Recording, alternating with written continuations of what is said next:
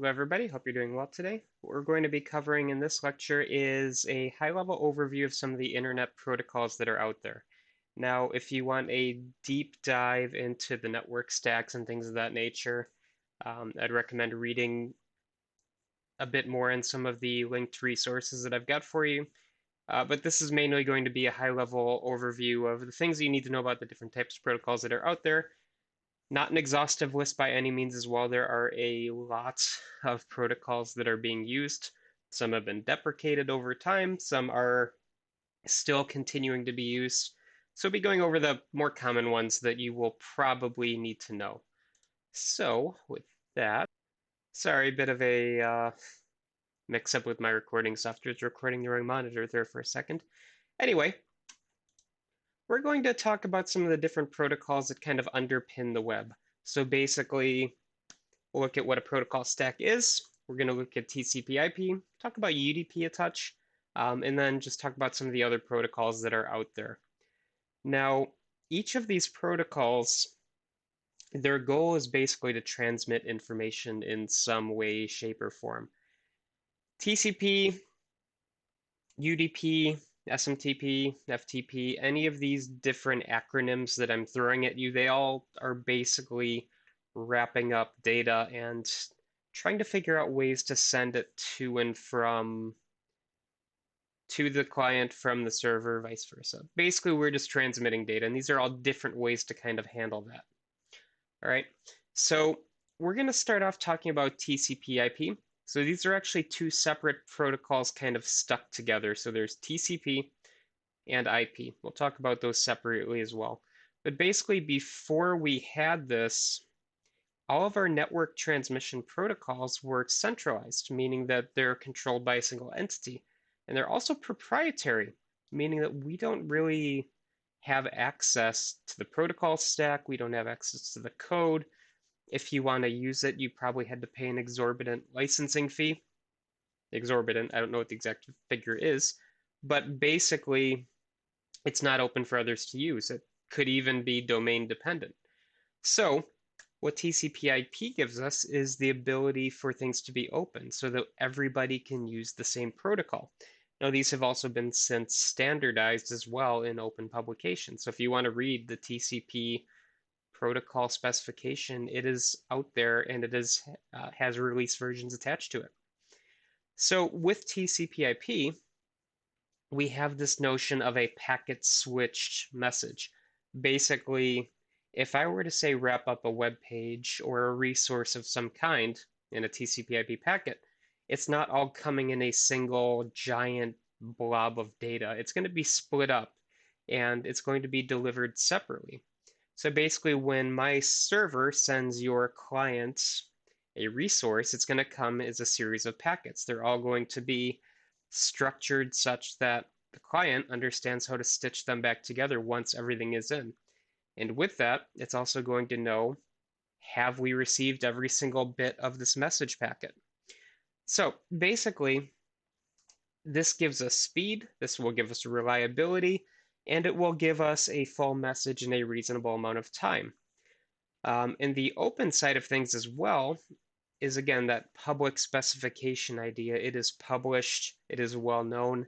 Anybody could write a program that implements the TCP/IP spec, right? It's not proprietary. I don't need to use a DLL or a library to use it. So this image I've got here on the side, this is basically the model of, excuse me, TCP/IP. So we have an application layer, we have a transport layer, an internet layer, and a network layer. And these will map to our open specification interface 7-layer model, which you may or may not have heard of. We'll be talking about it here and there throughout the semester. But basically, these are different layers of some generic system model. Basically, so what's the application layer, the presentation layer? Again, we're going to be getting through each of these. These are more operating system specific. Basically, we are mapping TCP/IP to these different layers, okay? So when we talk standards, there are multiple governing bodies out there. IETF is one of them. That's our Internet Engineering Task Force. Basically, this is a group that will standardize and release the open specification for various internet protocols. In the last lecture, we talked about the web kind of growing organically and being decentralized. You do need some kind of a group at the core telling others how to interact with each other, right? Yes, we can organically grow websites and share and link data, but if we don't know how to talk to those servers, if we don't know how to communicate, then it's going to be content that nobody can find. So with these standards come specifications. So you have TCP, we have IP. Again, they're kind of inextricably linked these days, but we have other protocols as well. There's HTTP, which is going to be how web traffic is sent. There's SMTP, which is going to be a mail server. But we have a whole lot of different acronyms, and as we need, we'll get into them, basically. Now, when you look over the website, which I'd recommend you do, there is something called an RFC, request for comments. These are basically going to be your finalized standards. Now, the nice thing about the IETF is that really anybody can participate. This is an open organization.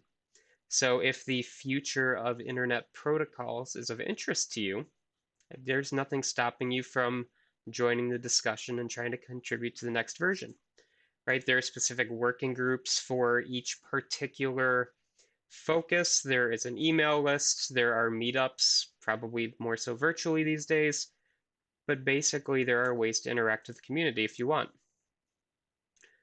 So there's another standards group too out there, which my guess is if you have worked with internet technologies at all, you probably have heard of them. This is the W3C, World Wide Web Consortium. They're going to standardize the web technologies. These are going to be your markup languages. Right, so we talked a bit about HTML before and CSS and things of that nature. Well, they're the ones standardizing HTML, XML, XSLT.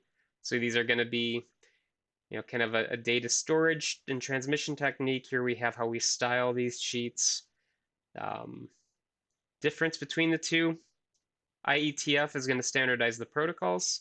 W3C is going to standardize basically how we generate the content. So with this, our standard is going to be a recommendation. It's not necessarily going to be a request for comments. Basically, this group is saying, here is what our next iteration of HTML is, right? We're currently at HTML5. I'm sure we're pushing more and more and more technologies into that markup language as well.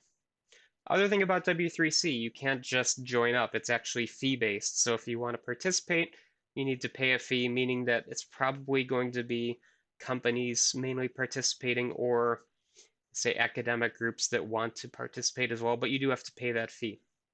So with that, they have a similar type of website. Here's how you join. Here's the various things that they're interested in. And basically, the idea is to standardize the markup languages so that it meets the next generation of web concerns. So I can give you a very nice example of how this has kind of transformed things.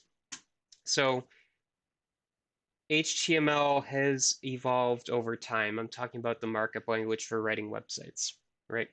So initially it was mainly tables, frame sets, paragraph tags, things of that nature. Pretty simple content, right? Image links, things of that nature. Okay, so this is like HTML4 and before that. As the HTML language grows, more tags are being added. Well, HTML5 comes along somewhat recently, and I'm going to put recently in air quotes just because recent, it's not that recent at this point, but that starts introducing more of a focus on the semantic web.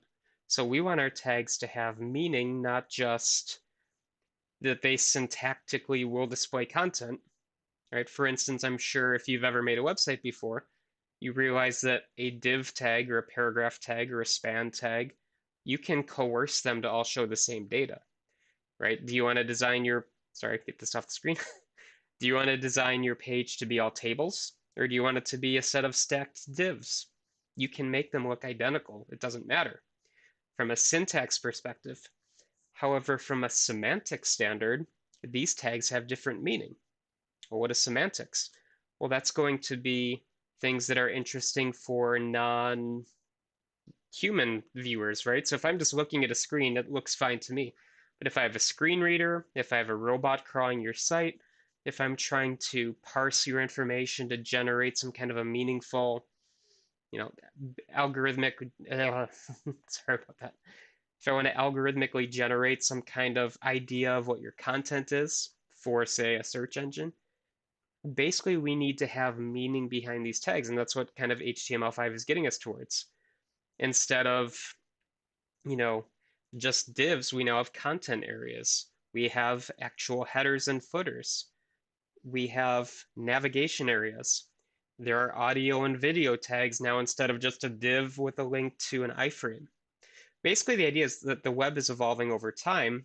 Markup languages are doing that too, and W3C is behind that. Long story short, if you want to contribute here, you or your company needs to participate so that the consortium can understand what companies want. All right, so I'm going to cut this video here. We'll get back into network stacks in the next one. Hope you all have a wonderful day. Bye, everybody.